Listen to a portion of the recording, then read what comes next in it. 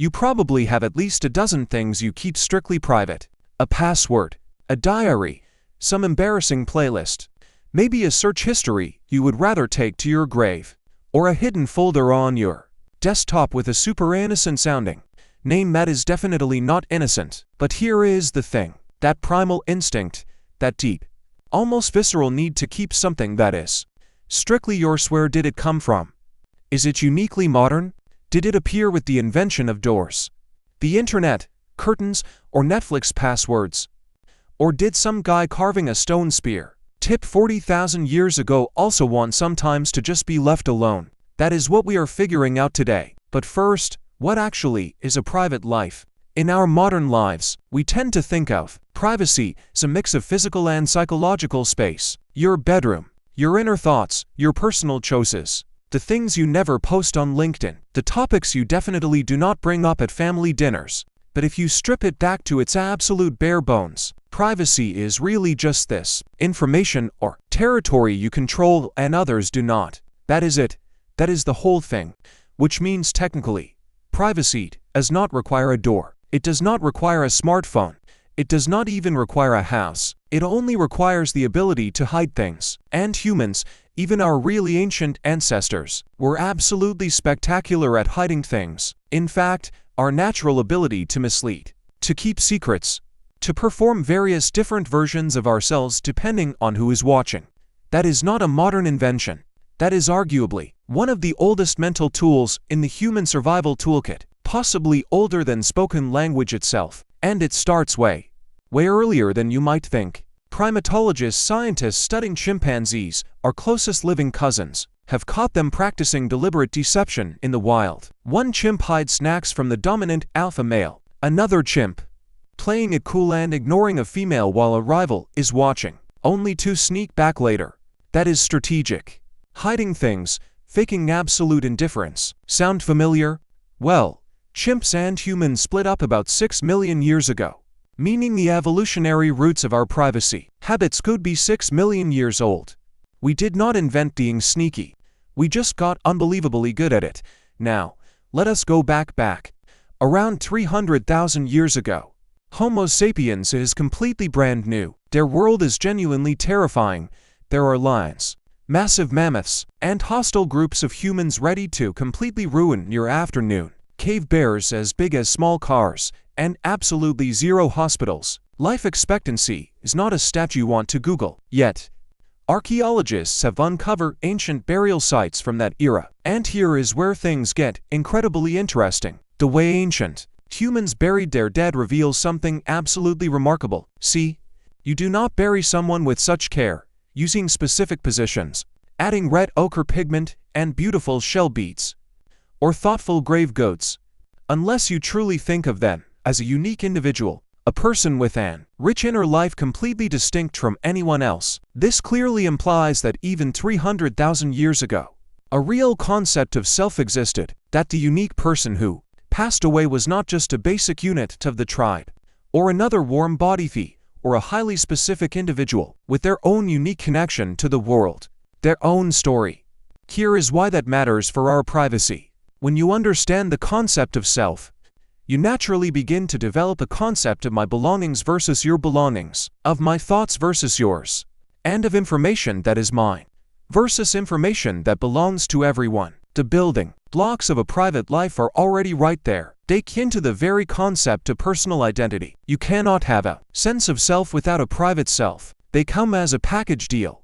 Now, let's look at where early humans actually lived, because their homes, or lack of them, tell a wild story. Throughout most of the Stone Age, our ancestors lived in tiny, mobile groups of 20 to 50 people. Now, try to actually picture that for a moment, not abstractly. Really visualize 20 to 50 people, the same 20 to 50 people, constant company, every meal, every single morning and night, around campfires, inside drafty caves, sleeping within arm's reach of everyone, knowing every cough, their daily sleep schedule, their mood, and their relationship drama. Whether you like to or not, there was no door to slam, no saying, "I am heading to my room." There was no room. There was zero space for one. So, was privacy completely impossible? Was ancient communal life just one long, Inescapable group chat with no mute button. Not quite.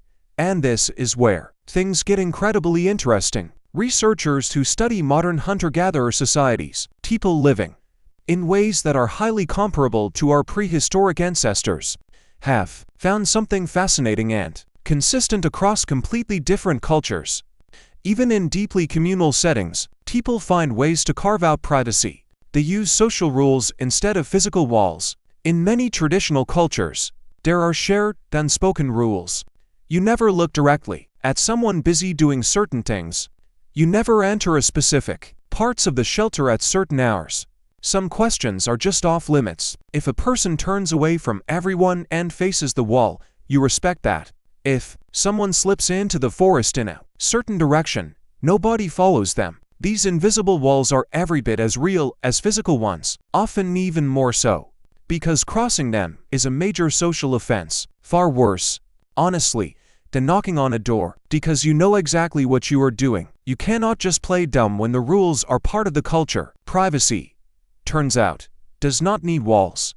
It needs agreement, and early humans were highly capable of keeping those silent pacts. Speaking of those silent agreements, let us talk about the single most private act in the history of human society: sex. Yes, we are going there. Now, for most animals out there, mating is totally public.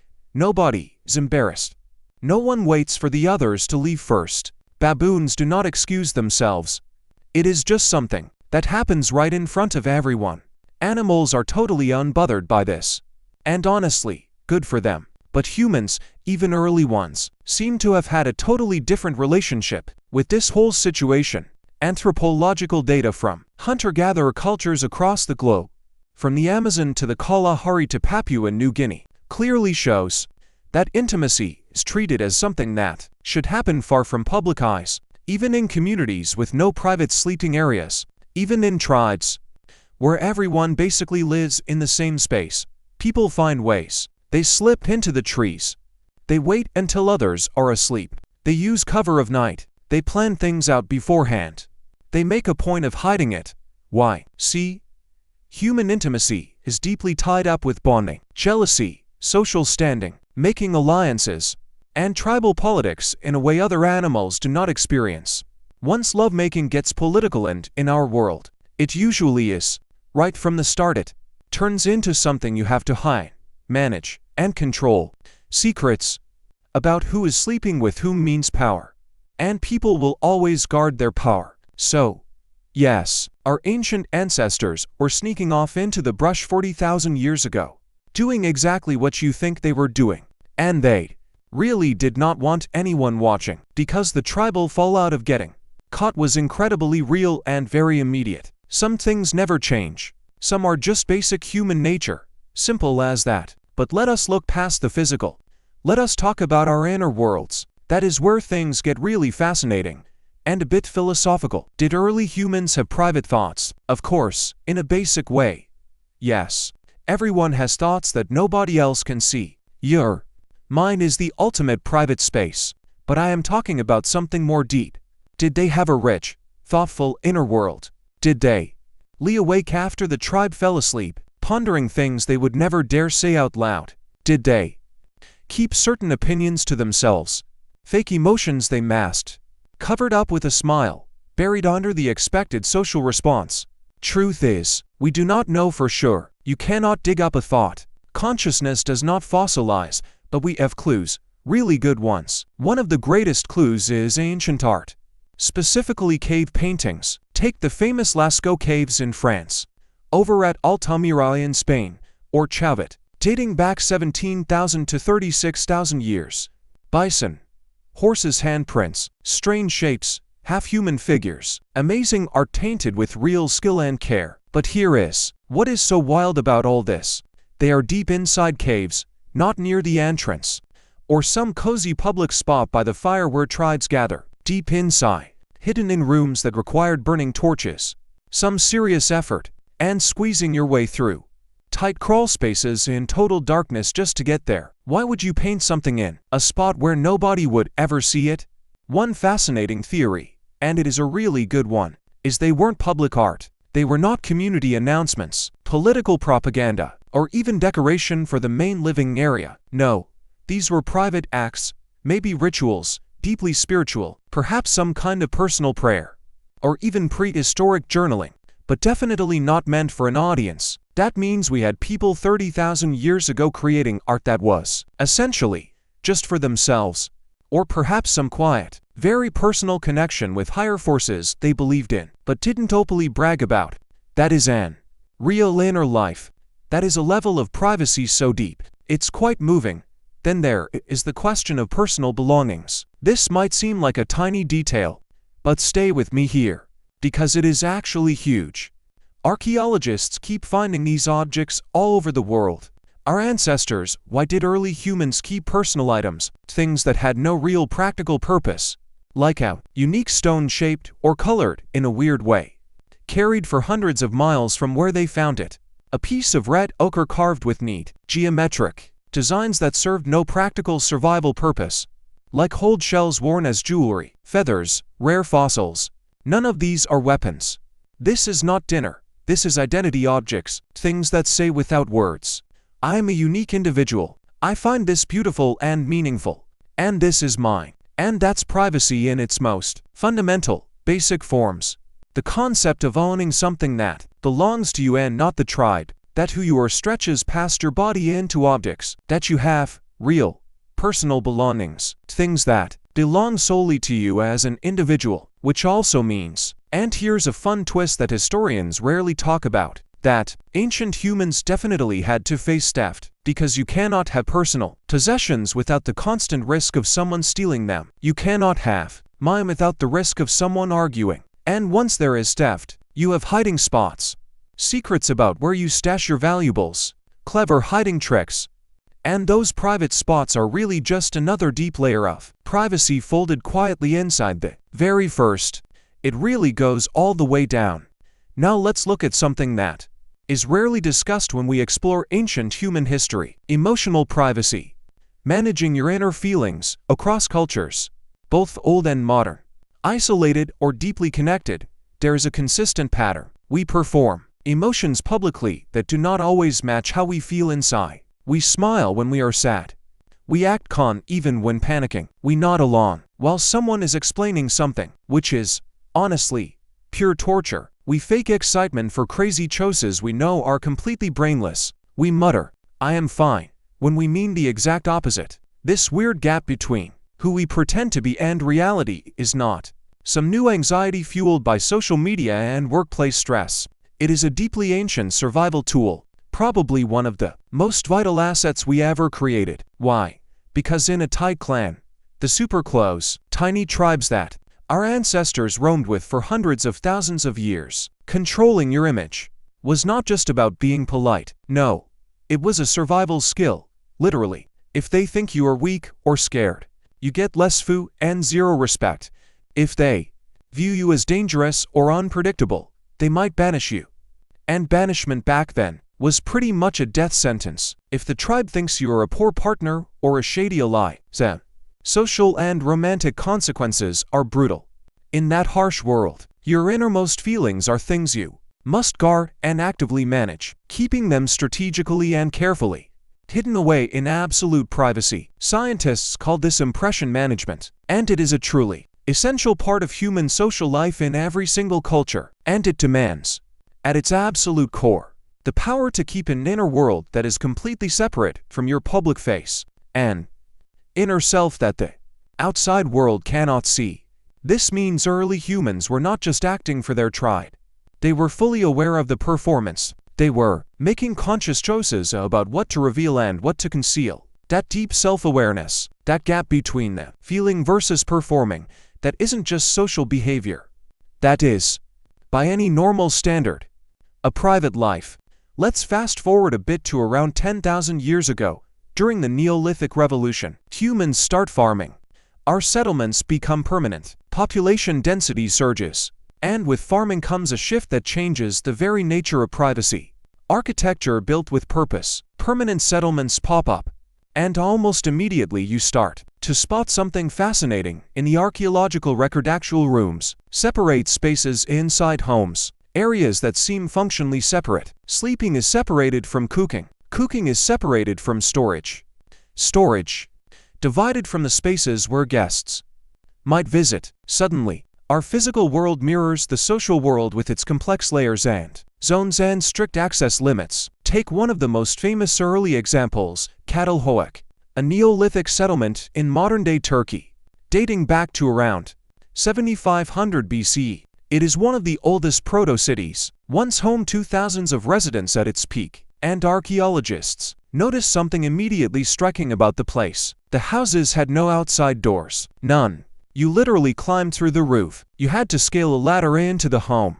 Every house is sealed from the street level.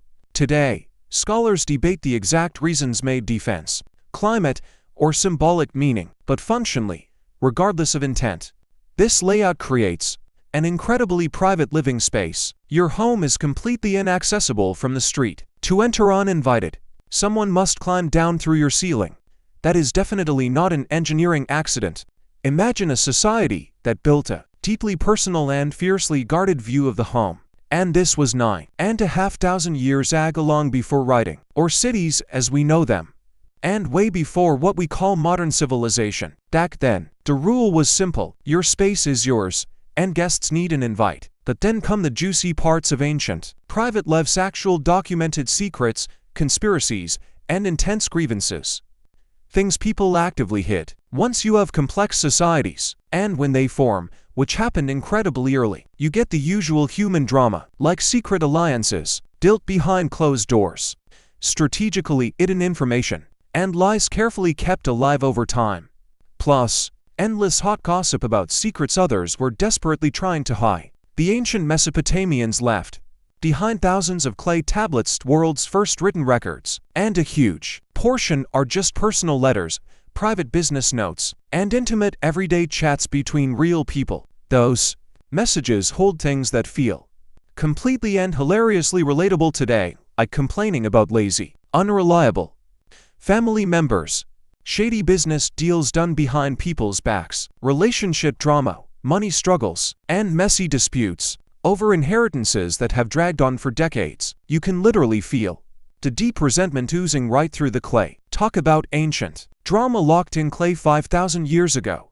In fact, the oldest letter ever discovered, a Mesopotamian tablet from around 1750 BC, is basically just someone furiously blasting a merchant who ripped them off with terrible, low-quality copper. To be honest, it is literally a customer complaint letter. In fact, the oldest ever written. And even in that dusty little clay fragment, there's a highly personal clash between two actual people, a messy grievance being worked out far from public view, reputation being defended or totally trashed. Were they really any different than us?